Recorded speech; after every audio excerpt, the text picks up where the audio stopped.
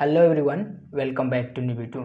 Friends, अगर आप यूजीएससी counselling नहीं कर पाए थे, किसी कारणवश यूजीएससी काउंसलिंग छूट चुका था और आप जेईई मेंस का एग्जाम दिए और आप चाहते हैं कि बिहार से इंजीनियरिंग करें, तो आपके लिए एक मौका है यूजीएससी मोपअप काउंसलिंग। यानी कि अगर आप जेईई मेंस दिए हैं और आप चाहते हैं कि बिहार का स्थायी निवासी और आप चाहते हैं कि यूजीएससी काउंसलिंग में पार्टिसिपेट करें, मोपअप काउंसलिंग में, तो आप पार्टिसिपेट कर सकते हैं। अगर आप पहले यूजीएससी काउंसलिंग में पार्टिसिपेट किए थे या नहीं किए थे, आप मोपअप काउंसलिंग में पार्टिसिपेट कर सकते हैं। मोपअप काउंसलिंग में कौन कौन सा स्टूडेंट अप्लाई कर सकता है, उसके लिए मैं वीडियो बना दिया हूँ, आप जाकर के देख सकते हैं। और फ्रेंड्स, दूसरी बात आता है काउंसलिंग ऑनलाइन होगा या ऑफलाइन।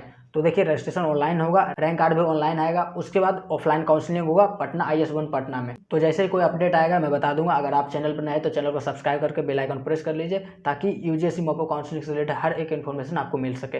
तो चलिए फ्रेंड्स, वेबसाइट पर दिखाते हैं कैसे रजिस्ट्रेशन करना है। तो देखिए, जैसे आप ऑफिशियल वेबसाइट पे आएंगे तो ऑनलाइन एप्लीकेशन फॉर्म वाले सेक्शन में पहला जो लिंक है, ऑनलाइन एप्लीकेशन फॉर यूजीएससी मोपअप 2022, इस पर क्लिक करेंगे और इसका लिंक डिस्क्रिप्शन में दे देंगे।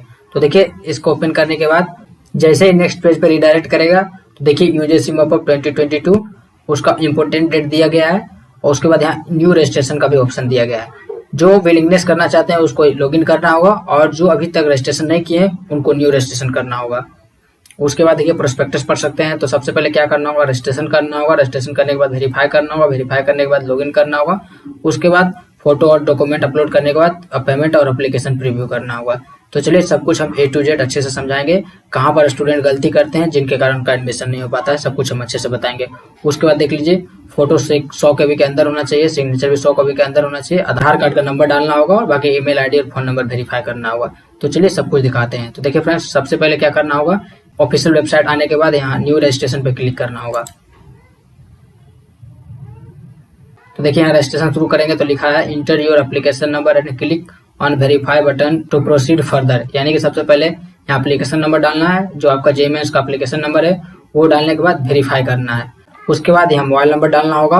मोबाइल नंबर पे वेरिफिकेशन कोड जाएगा, वो डालिएगा। उसके बाद फिर यहाँ ईमेल एड्रेस डालिएगा। ईमेल आईडी डालने के बाद send email ID verification code, और उसके बाद जो वेरिफिकेशन कोड जाएगा ईमेल आईडी पे, उसके बाद वहाँ डालने के बाद सबमिट करना है। तो चलिए सब कुछ दिखाते हैं। सबसे पहले वेरीफाई करते हैं। तो देखिए, एप्लीकेशन नंबर डालने के बाद जैसे वेरीफाई क्लिक करेंगे तो यहाँ डेट ऑफ बर्थ चूज करना होगा। तो डेट ऑफ बर्थ में डेट, मंथ और ईयर डालना होगा। तो चलिए डालते हैं।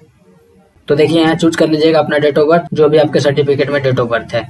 तो जैसे आप जेईई मेंस का एप्लीकेशन नंबर वेरीफाई कर लेंगे तो आपका डिटेल आ जाएगा, आपका नाम आ जाएगा, कितना रैंक है और आपका क्या डेट ऑफ बर्थ है। उसके बाद यहाँ सबसे पहले पासवर्ड क्रिएट कीजिएगा, फिर उसको कंफर्म कीजिएगा। उसके बाद इंटर आधार नंबर, जो आपका आधार नंबर है वो आधार नंबर डालिएगा। और नीचे सिक्योरिटी क्वेश्चन, सिक्योरिटी क्वेश्चन में आप कुछ भी चूज कर सकते हैं, अपना child, what was your child name, उसके बाद आप अपना नाम लिख दीजिएगा। यहाँ पे अपना नाम लिख दीजिएगा। उसके बाद जो सिक्योरिटी पिन यहाँ डाला हुआ है, सिक्योरिटी पिन डालने के बाद साइन अप पे क्लिक कीजिएगा। तो चलिए सब कुछ करने के बाद साइन अप पे क्लिक करते हैं। जब आप सारा डिटेल डाल देंगे तो उसके बाद वेरीफाई करने का ऑप्शन आएगा। आप चाहे तो यहाँ कंफर्म भी कर सकते हैं, कैंसिल करके सुधार भी सकते हैं। तो एक बार देख लीजिएगा सब कुछ। जब आप वेरीफाई करने के बाद साइन अप कर लेंगे तो देखिए यहाँ पे साइन इन करना होगा। साइन इन करने के लिए ये जो ईमेल आईडी आपका दिखाएगा ये ईमेल आईडी रहेगा, और जो पासवर्ड क्रिएट किए होंगे वो पासवर्ड रहेगा। तो चलिए यहाँ साइन इन करते हैं। उसके बाद बाकी फोटो, सिग्नेचर और एजुकेशनल इन्फॉर्मेशन डालते हैं। तो देखिए, जो आप ईमेल आईडी डाले थे वो डालना होगा, पासवर्ड डालना होगा, जो बगल में कैप्चा कोड है वो डालने के बाद साइन इन करना होगा। जैसे आप लॉगिन करेंगे उसके बाद कुछ इन्फॉर्मेशन फिलअप करना होगा, जैसे are you permanent residence of Bihar, यानी कि बिहार के आप स्थायी निवासी है, तो यहाँ पे यस कर दीजिएगा। उसके बाद सेलेक्ट योर रेसिडेंशियल एलिजिबिलिटी, इसके बाद माता पिता बिहार के निवासी, यहाँ पे ये सेलेक्ट कर दीजिएगा। उसके बाद कैटेगरी, जो आपका कैटेगरी है, कैटेगरी में आप देख करके भरिएगा। तो देखिए, कास्ट लिस्ट जो है बिहार का वो आप देख लीजिएगा, मैं डिस्क्रिप्शन में दे दूंगा कास्ट लिस्ट, उसको देख करके अपने कास्ट के अनुसार कैटेगरी फिल कीजिएगा। यहाँ गलती करेंगे तो फिर आपका अलॉटमेंट नहीं हो पाएगा, आपका सीट कैंसिल हो जाएगा। उसके बाद is your family income less than 8 lakh, अगर यस है तो यस कर दीजिएगा, नो है तो नो कर दीजिएगा। उसके बाद if you belong to disabled quota, यानी कि अगर फिजिकली डिसेबल्ड है तो यस कर दीजिएगा, नो है तो नो कर दीजिएगा। अगर आप विकलांग कोटा से आते हैं तो यस कीजिएगा, नहीं आते तो नो कीजिएगा। उसके बाद SMQ कोटा, यानी अगर आपके पेरेंट्स सेना में है तो यहाँ यस कीजिएगा, नहीं है तो नो कीजिएगा। उसके बाद district name of institution passing / appearing in qualifying exam, यानी कौन से डिस्ट्रिक्ट से 12th पास किए हैं। उसके बाद मार्क ऑफ आइडेंटिफिकेशन, कोई कट वगैरह है तो या तिल है तो यहाँ पे डाल दीजिएगा। उसके बाद यहाँ परमानेंट एड्रेस डालना होगा, आधार कार्ड से दे करके डाल दीजिएगा, जो भी आपका परमानेंट एड्रेस होगा। उसके बाद कोरस्पॉन्डिंग एड्रेस में अगर परमानेंट एड्रेस और कोरस्पॉन्डिंग एड्रेस यानी कि तत्काल पता और अस्थायी पता एक ही है तो यहाँ टिक कर दीजिएगा, नहीं हो तो ये भी फिलअप कर दीजिएगा। तो चलिए फिलअप करने के बाद आगे बढ़ते हैं। उसके बाद देखिए, नेक्स्ट में फोटो और सिग्नेचर अपलोड करना होगा।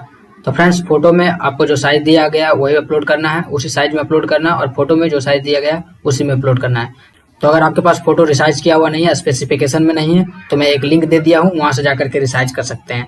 फोटो का चौड़ाई 200 होना चाहिए और लंबाई 250 होना चाहिए। उसी तरह से सिग्नेचर का चौड़ाई 300 होना चाहिए और लंबाई 100 होना चाहिए। अगर आपके पास रिसाइज किया हुआ नहीं है तो लिंक पे जाकर के रिसाइज कर सकते हैं। तो चलिए मैं अपलोड करके दिखाता हूँ तीनों चीज, उसके बाद आगे प्रोसीड करेंगे। तो जब आपका फोटो और सिग्नेचर गिवन स्पेसिफिकेशन में अपलोड हो जाएगा तो नीचे सेव एंड कंटिन्यू पे क्लिक करना है।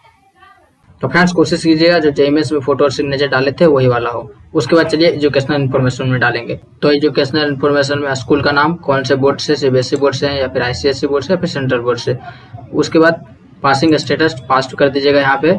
उसके बाद ईयर ऑफ पासिंग, 10th का पास किया वो लिखिएगा। उसके बाद सीजीपीए था या फिर परसेंटेज वो चूज कर लीजिएगा। उसका टोटल कितना मार्क्स आया है और टोटल कितना मार्क्स का एग्जाम हुआ था, और उसके बाद परसेंटेज या फिर सीजीपीए लिख दीजिएगा। उसके बाद यहाँ सिलेक्ट करना होगा, अगर आप 12th किए हैं तो 12th सिलेक्ट कीजिएगा, डिप्लोमा किए हैं तो डिप्लोमा सिलेक्ट कीजिएगा। तो मान लीजिए 12th किए हैं तो 12th सिलेक्ट कीजिएगा। तो देखिए सबसे पहले क्या करना है, स्कूल का नाम लिखना है। तो 10th का स्कूल का नाम लिखिएगा, तो 10th का स्कूल का नाम लिखिएगा और बाकी डिटेल यहाँ डालिएगा। उसी तरह 12th का सारा डिटेल डालिएगा। और उसके बाद इंग्लिश में कितना मार्क्स आया, फिजिक्स में कितना आया, केमिस्ट्री में कितना आया और मैथ में कितना है। यहाँ पे एक फिजिक्स चूज कर लीजिएगा, 3 कंपलसरी सब्जेक्ट में एक फिजिक्स चूज कर लीजिएगा, एक केमिस्ट्री चूज कर लीजिएगा,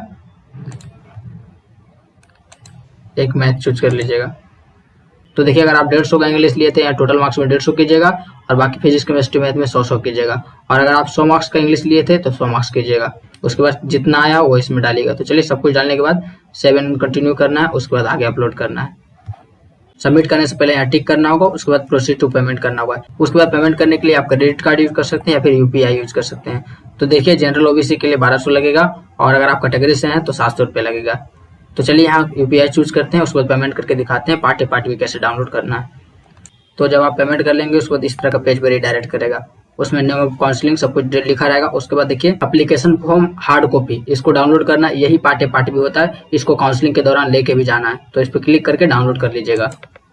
तो देखिए यही पार्ट भी रहेगा, इसको काउंसलिंग के टाइम लेके जाना है। मुझको काउंसलिंग हुआ तो यहाँ पे सारा कुछ लिखा जाएगा, कौन सा कॉलेज मिला है, कौन सा ब्रांच मिला है और वेरिफिकेशन ऑफिसर का सिग्नेचर होगा, इसलिए इसको आप ध्यान रखिएगा। और जो इंपॉर्टेंट डॉक्यूमेंट है उसको रेडी रखिएगा, साथ ही साथ 3 जेरॉक्स करवा लीजिएगा। तो फ्रेंड्स इस तरह से आप रजिस्ट्रेशन कर सकते हैं। बाकी कोई डाउट होगा तो कमेंट कीजिएगा।